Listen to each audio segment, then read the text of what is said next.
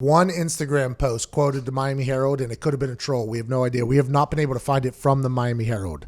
It's just been one person that posted on Instagram that Connor found that sent to the group. CBS Sports. CBS Sports tweeted it out, I guess. So that is legit. CBS Sports says that the Miami Herald is reporting that the Miami Dolphins are interested in moving up to the number 1 pick to get old Joey Burrow and make him a Miami Dolphin. B-Flow and the boys have been making moves. They've been paying people. They've been trading for people. That team won a lot of games last year that nobody thought they could win. Partly because B-Flow is a hell of a motivator, and mostly because they had Ryan Fitzpatrick, the man who has the brain of a Harvard student, but the heart of a plumber, will you to some wins every single year. Were the Miami Dolphins trying to tank last year? A lot of people say they were. Got rid of Laramie Tunsil, the man with the biggest lungs in the history of football. The guy who took a gas mask to the face in a video that was revealed on draft day and didn't cough. Didn't cough when a gas mask hit him in the face. And that made him drop down the draft day. And a lot of people started docking him as, can't draft him.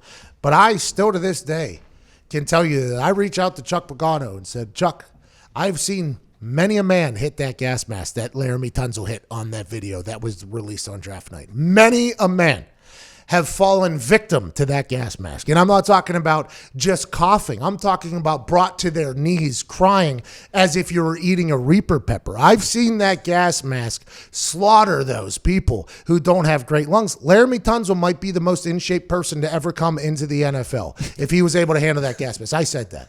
Laramie Tunsil goes to the Miami Dolphins, becomes a great tackle, gets traded to the Texans, is guarded as like this massive trade. Then they also trade away the wide receiver, Kenny Stills. Stills. They were everybody thought the Miami Dolphins were dumping. Tank for Tua was the actual thing that was talked about. But everybody forgot that they had Ryan Fitzpatrick at quarterback. Ryan Fitzpatrick isn't tanking for nobody. Ryan Fitzpatrick's going to win you some games. So if they get Joe Burrow down there, Ryan Fitzpatrick taking a couple, like maybe the first couple games, letting Joe Burrow see what a guy who's been around the NFL for a long time does, how he talks to the coach, how he interacts with his team, how he warms up, how he watches film, how he breaks down film in a professional fashion, how he talks to the GM even. That's something that I wish Andrew Luck had. Whenever Peyton Manning was, I wish Andrew Luck could have watched Peyton for 1 year. And I'm not saying that because Andrew Luck wasn't ready to play football as a rookie. He was. He broke a lot of records. He led us to a great season. He was a very, very, very good football player his rookie year. But off the field, if he could have seen how Peyton operated and how Peyton moved, I think that would have helped him a lot. Just like what happened with Aaron Rodgers and Brett Favre.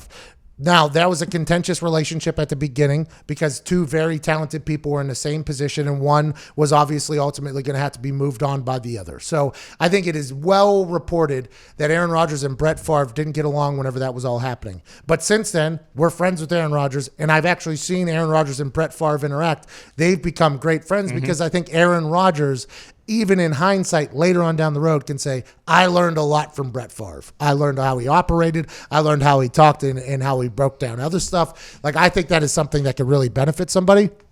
Will Ryan Fitzpatrick be the perfect person to do that to Joe Burrow? I think so. But I think if you're going number 1 overall, they're probably expecting you to play much quicker than later. 1,000%. And does that worry you about the Bengals if he just stays there and goes number 1 overall with the Bengals and we assume Dalton gets traded, that their only other quarterback on the roster is Ryan Finley, who got drafted last year? They would have to bring in a vet. They would have to bring in a vet. I mean, the Bengals would have to. So sorry to interrupt. If you're a man watching this, you deserve to have long, great. And you can do that now with our friends at Roman. Right now, you go to GetRoman.com. You get $10 off and free 2-day shipping on Roman swipes, which are guaranteed to make you have longer, more fulfilling every time you get in the sack. Now let's get back to the fornicating action. Andy Dalton, by the way, not a bad guy to do the same thing we were just talking about with Ryan Fitzpatrick.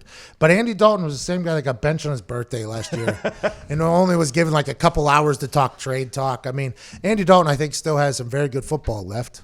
He just so happens to be in a place that is either taking a brand new guy or is going to continue to make mistakes that only one organization would make, and that's the Bengals. The Bungles have become the Bungles again, and it's awesome. Do you think because they've been talking about Joe Burrow being like a no-brainer that he's going there no matter what, if they did trade that, then they would still end up taking a quarterback with their first pick? Who, the Dolphins? the Bengals, who are like moving back, like if they trade with the Dolphins and they move back to where the Dolphins are right now, do you think they'll still end up taking like Tua or something like that? Yeah, I have no idea. I don't think anybody knows what the Bengals are going to do. That might be the most unpredictable organization in history. You know? What would you predict the Bengals to do? Build an indoor facility? Yep, I'd predict that. I would predict an NFL team would build an indoor facility if they're in Ohio. Well, the Bengals just haven't done it. They just haven't done it for a long time. I would predict that you wouldn't bench a guy who's been your starter for like 10 years on his birthday 2 hours before trade talks can end. You know, I don't think I would do that, but that's the Bengals being unpredictable.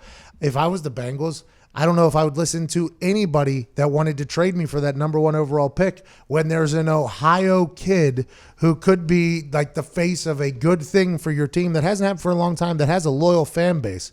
If they trade away that pick, that would be an unpredictable move.